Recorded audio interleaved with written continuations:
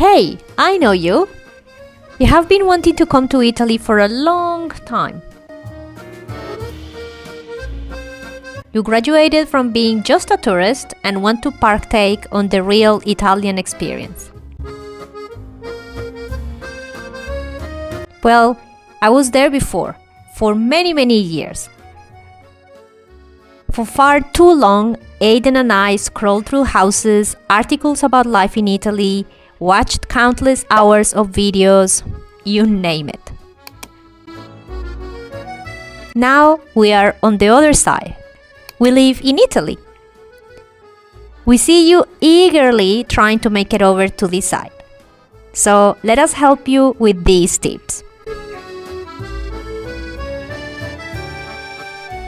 What you see and listen to are only points of view.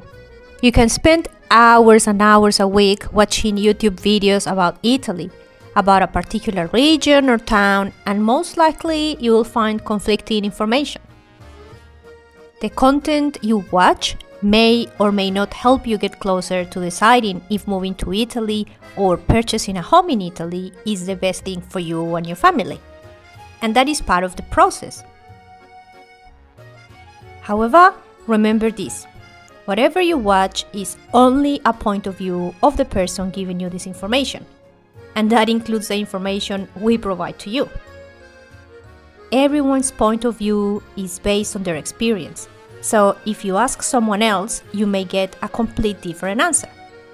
I know what I'm saying is obvious, but sometimes when we research something or we're trying to rationalize a decision, we can become a little eager to find bulletproof answers and information, and that it's not realistic. This brings me to my second point. Who am I getting information from? It is clear that the information and the points of view you get from people depend on their experiences, but also consider, if you can, their personalities, as often what we experience and how we perceive it depends on an individual's outlook in life. Does the person you ask have a cheerful personality? Are they in general a positive person? Are they cold and matter-of-fact kind of people? Are they usually negative? So rather than just listening to the answer and taking it at face value, go a little farther and try to ascertain why that person will have a bad experience or a good experience that may drive their point of view. Is this the kind of situation in which one's personality and traits may affect the outcome? And then you decide for yourself. It will cost you something: time, money, or both. By now, you will know that trying to find out if moving to Italy is for you and your family comes with a large number of questions. Where will we live? Should we buy or rent? Do we need to learn Italian? Will we be accepted? How much is all this going to cost us? How do I even get started? Well, mostly the information is there. You may decide to spend years doing the research yourself, which in a way is half the fun. In saying that, be aware that sometimes finding information in Italy is not that easy, as often you will need to know exactly what questions to ask, using the exact words, in order to get the appropriate answer. Or you may opt for using someone's expertise, in which case you will need to pay for the services. So whether you decide to go solo or enlist help, be strategic about it. If you want to do everything yourself, it may take you up most of your time. And if you enlist help to do everything for you, it may take up a lot of your money. So choose your battles.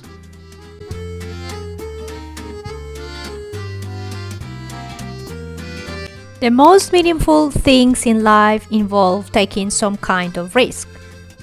I think that everyone who has achieved something they consider meaningful will agree with this statement.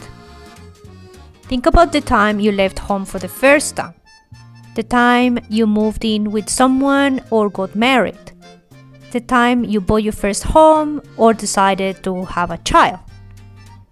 All of these are very important steps in life that for sure come with stress, doubt, and a truckload of fear, but are totally worth it if you ask most people.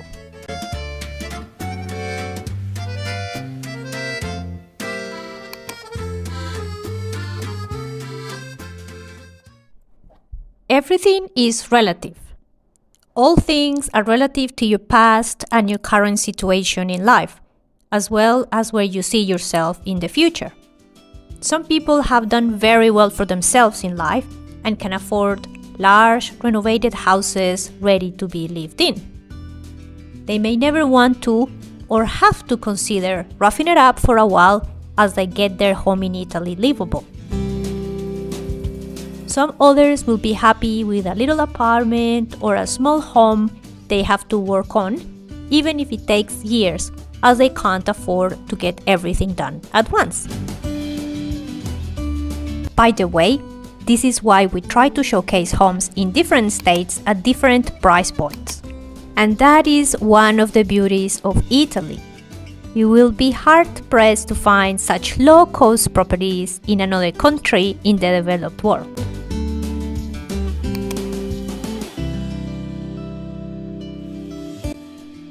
Do not compare yourself to anyone else. Sure, listen to people's advice, see what you can learn from the experience, good and bad, of others, but recognize and remember that the path you have walked and will walk is only yours. You may have all the life skills, experience, and determination that takes to move and buy a home in another country, when others just don't.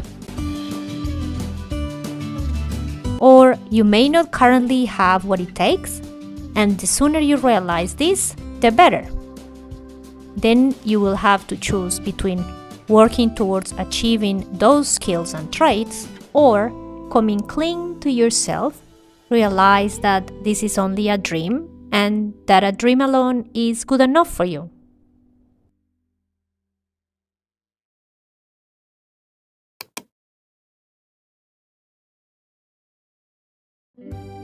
Even if you're sure of loving Italy and everything that comes with it, have done your research for years, have come to numerous trips and have made inquiries, heck, even if you have made the move, if at a given time you gather enough information to realize that Italy is not for you, remember that it is okay to change your mind.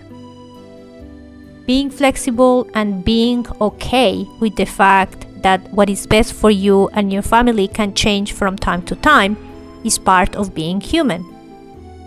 Life is full of cycles, so what may have worked for you years ago may not serve you in the current time. There are no foolproof decisions in life. If at some point you realize this is no longer what you want, be brave and move on. This brings me to tip number 8.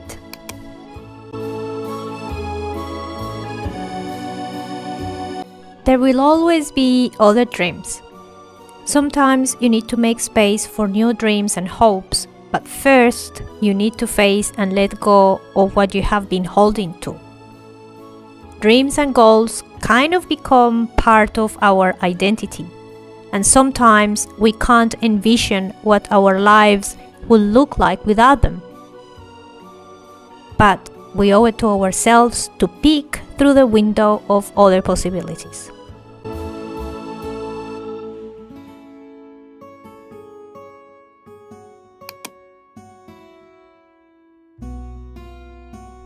Many times in life, there is no right decision or wrong decision. Any path could be a good one as long as we take the first step.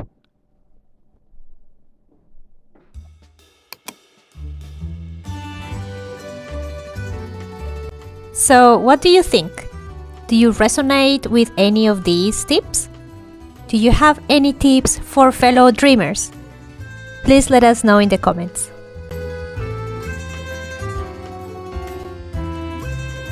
Thank you so much to our patrons for their generosity. Your extra support is really appreciated. Please consider watching this video. I'm sure you'll find it entertaining and informative. Please remember to like, comment and subscribe, and we'll see you next time. Ciao!